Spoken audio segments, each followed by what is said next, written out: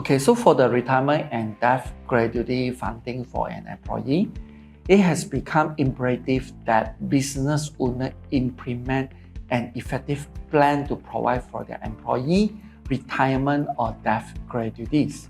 So a financial planner will have to ascertain with his client whether both needs are to be satisfied before recommending any funding instruments. If the concern is merely to cater for the premature death of the employee, it is clearly not proper to recommend endowment plan or annuity scheme. On the other hand, if providing a retirement gratuity is required, it will not be appropriate to recommend a term policy or whole life plan.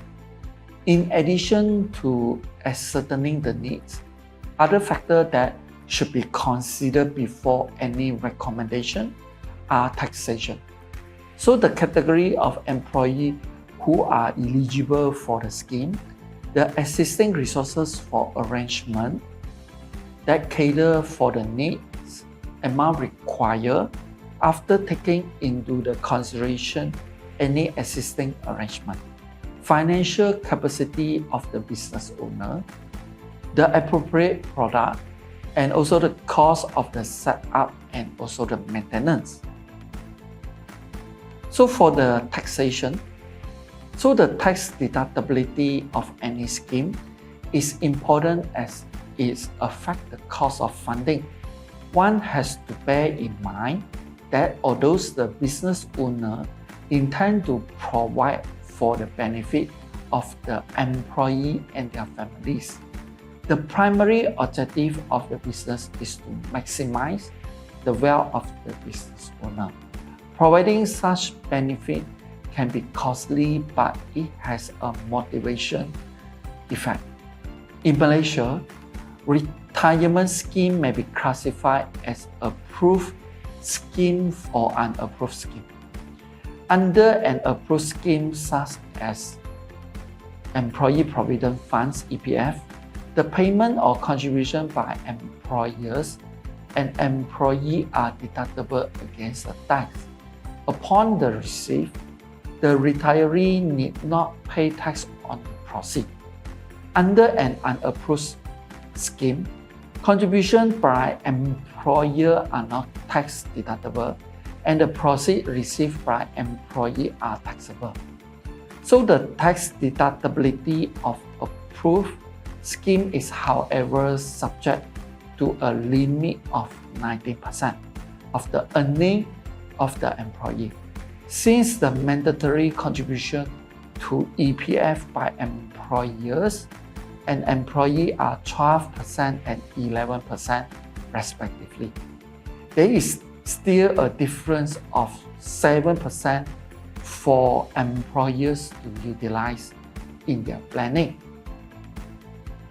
So to the employee, the proceeds from EPF are tax-free when they are make the 1/3 withdrawal at the age of 50 and full withdrawal at the age of 50 or 60.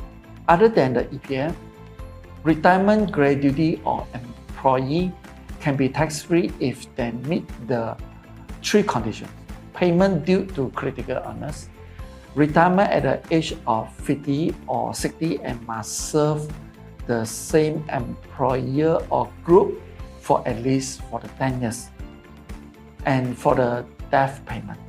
So for the different category of the employee, in the provision of retirement and the death benefit, it is common for the organization to provide different coverage or benefit for different categories of the employees. This can be based on the fixed quantum or on a multiple of the salary. The other one is an existing arrangement. The provision of any retirement or death benefit must take into the consideration the current benefit provided under any other scheme, for example, the EPF for retirement. The other is the financial capacity of the employers. Needless to say, the recommended scheme must be within the budget of the business owner.